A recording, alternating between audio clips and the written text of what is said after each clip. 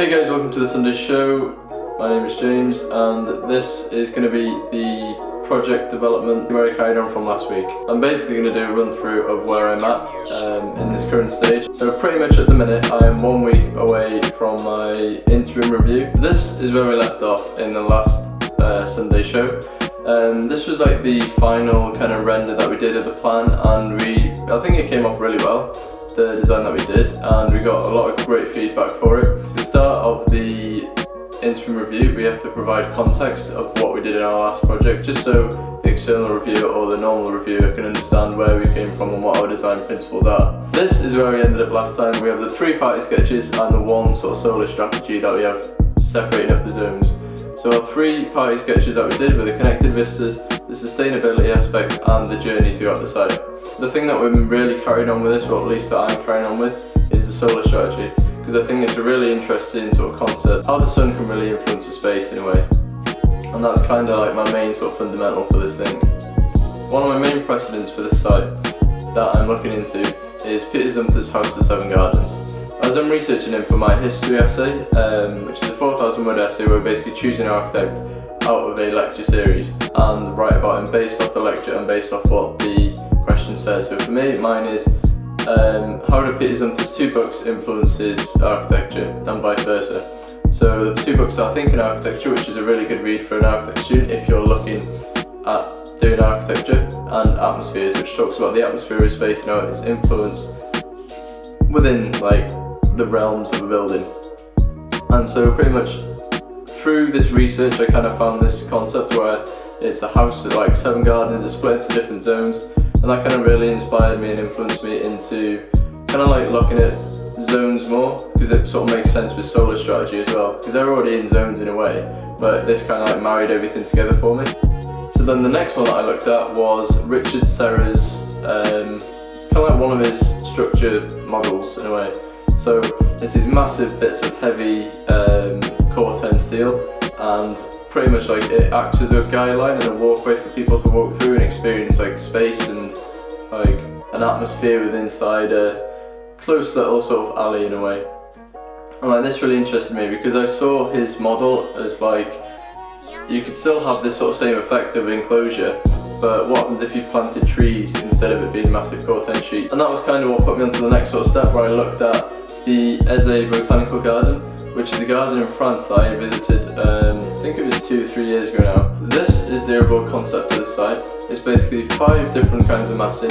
So basically there's a student hub, because there's a massive student accommodation right next to the site. There's a Japanese garden, there's a sensory garden, there's a growing zone, and then there's an interactive space. The way I've gone about looking really in depth into these kind of different zones is I've broke them all down into 5 different zones, and then I've kind of just like looked at what plants are on in each zone. So say with the sensory garden it'd be a lot of aromatic plants like lavender, thyme, chamomile, and as there's no wind directly penetrating the site because of the massive student accommodation, I basically had to implement kinetic movement inside the site. So say when someone sits on the swing, the lavender will actually create an aromatic effect that will flow throughout the site, and it's a really nice idea because when someone smells it they kind of get led towards this space. For the student hub I wanted to incorporate kind of like a functionality space where there's a lot of trees, but majority of it is a lawned area with a kind of like a concrete wall in the middle, where this can be either used for barbecues, either used for a cinema night. There's storage as well behind it, just in case people want to sit down and they want to relax and they don't necessarily want to enjoy. So there are separate zones within the site that I'm looking at doing, and all the plants as well are all deciduous, so they'll actually, in the winter, to keep the solar gains within the site, they'll actually shed all the leaves, so it just creates really nice like shadows inside the space as well. The next up is the Japanese garden, where I'll be looking at a lot of oriental flowers, a lot of sort of Japanese culture. Majority of the stuff will be built in concrete because of Japanese culture use a lot of concrete. Really just done like loads and loads of research on Japanese culture for this. It's probably one of the most important gardens, because especially in architecture school, if you get it wrong on Japanese architecture you will get roasted, because there's certain tutors in the university who actually know a full like have a complete and full in-depth understanding of what Japanese architecture is and what Japanese culture is all about within architecture. So note for you guys, do not do Japanese architecture unless you completely fully understand it, otherwise you'll get roasted. The next zone would be the interactive space, and this is probably like one of the most important spaces because it'll gather a lot of people to the site. It's essentially a children's play area, but it's fenced with bamboo, so it's really natural fencing, so it creates a screen of privacy for the children playing in the area, but it also lets through a lot of sunlight as you go higher up. And they've also looked at interactive spaces work and what sort of colours and like different designs I need to incorporate to really kind of cement this idea that this is an interactive space. And honestly I think it's gone really well. I mean, I had my tutorial on Friday, that went well, and pretty much one of my only feedbacks was I've done loads of research as a whole for a collective like gardening scheme, but this isn't landscape architecture, and I really need to understand the difference between landscape architecture and actual architecture. So the final zone that I was looking at building was a growing zone. And this would be like more for the community because within the site the community don't really mix with the students in a way, so it's like a kind of a divide. But the way I wanted the site to work is that basically everything happens in this growing space, and that the kind of community get the chance to chat with the students, and like it basically all flows around this huge growing space. Like you want the community to mix because then it becomes a full-fledged community.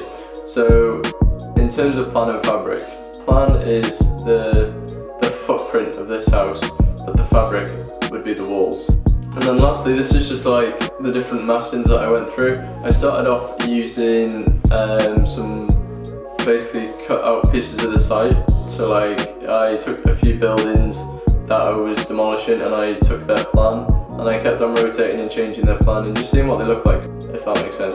So if you can keep the plan and maintain the plan or edit it slightly, just so you're reserving that space through history, it's quite a nice little concept to keep it all, the fabric district, the same instead of completely demolishing it and just getting rid of its history completely.